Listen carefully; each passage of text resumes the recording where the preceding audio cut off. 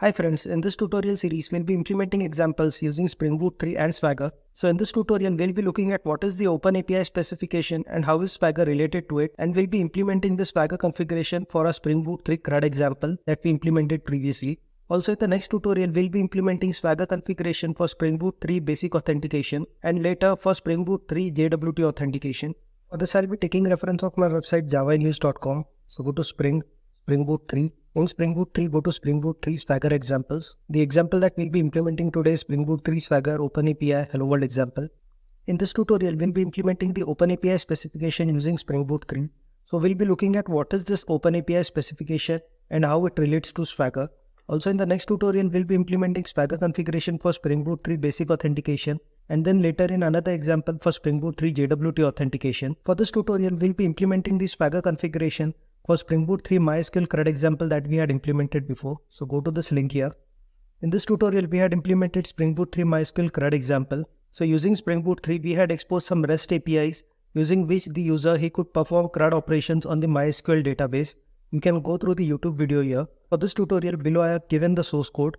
So download it and import it in Eclipse. For this source code, we'll be implementing the Swagger configuration. So here I've imported the boot MySQL CRUD source code example that we just downloaded.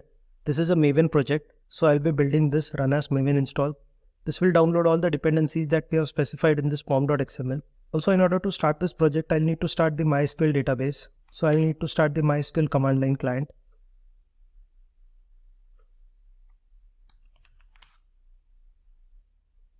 So here the build it is complete. If I now go to source main Java and run this as a Java application. So here the project, it has started successfully on port 8080. If you now go to localhost 8080/employees, so this will fetch all the employee records from the MySQL database. So here it is fetching these 3 records from the MySQL database. Before we begin the Swagger implementation for the Spring Boot MySQL CRUD example that we just downloaded, let us first have a look at what is this OpenAPI specification and why do we need it. So modern applications, they are developed as microservices. APIs in microservices, they refer to application programming interfaces that allow microservices to communicate with each other.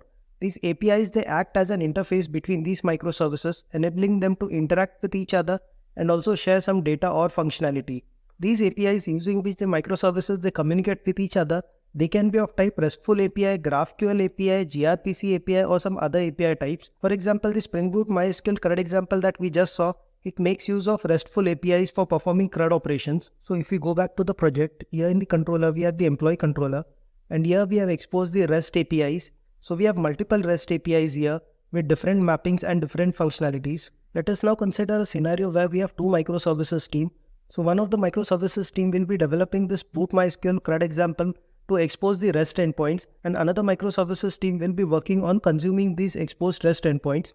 So we'll be having 2 microservices team. One will be the employee producer, which is exposing the REST APIs, and the other employee consumer, which will be consuming these REST APIs. Also now suppose both the employee consumer and the employee producer, they have started working on the microservices simultaneously. So they will both need to agree on some structure or specification for the REST APIs that the employee producer will be exposing and the employee consumer will be consuming.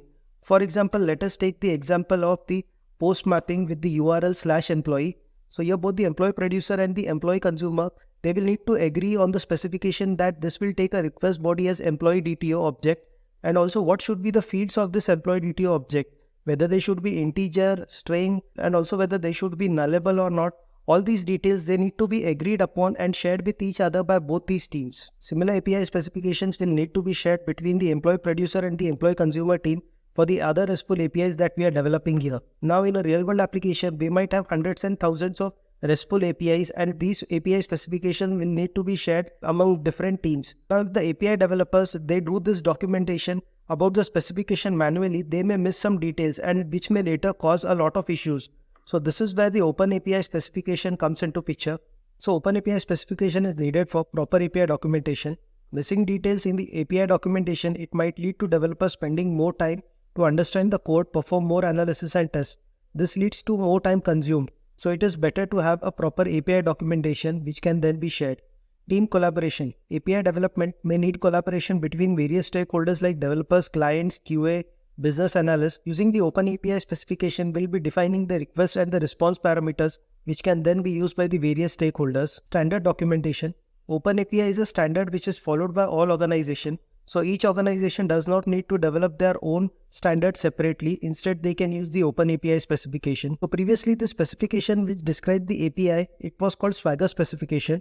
After Swagger 2, this specification, it was renamed as OpenAPI specification. Swagger is now a collection of tools that makes use of this OpenAPI specification. So Swagger tools, they implement this OpenAPI specification standards. Similar to Swagger tools, we have other tools also like the Redoc tools that also implement these OpenAPI specification standards, and they can also be used. So let us begin with the Swagger implementation part. So in the pom.xml, we'll be adding the OpenAPI dependency for Spring Boot. Copy this, go to the Eclipse project, go to pom.xml, and here we'll be adding the dependency. I'll again build this project, run as Maven build. So the Maven build is complete and the OpenAPI starter dependency, it must have got downloaded. Next, in the application.properties configuration file, we'll be adding the Spring Doc API docs.path. So this property allows us to customize the base path where the OpenAPI documentation will be served. So for our current project, in the controller class, we already have exposed some RESTful APIs. So corresponding to these RESTful APIs, some OpenAPI documentation will get generated, and this documentation, it can be shared with other API teams. So this documentation, it will be served on this path Java in use -OpenAPI. So let us make this change. Go to source main resources and in application.properties add this property. These are the only changes required. Let us now start our Spring Boot application again. Run as Java application. So here our application, it has started on port 8080. If you now go to the path localhost 8080/swagger UI index.html. Here we can see that Swagger documentation, it has been created for the RESTful APIs that we have exposed in this project. So let us now again fetch the list of employees using the Swagger UI. Click on write out, execute. So here we are getting the list of employees correctly. If you now go to the URL localhost 8080/java in use-OpenAPI. So this is the URL that we have defined in the application.properties file. This will give us the OpenAPI specification for the RESTful APIs. So here click on pretty print, copy this.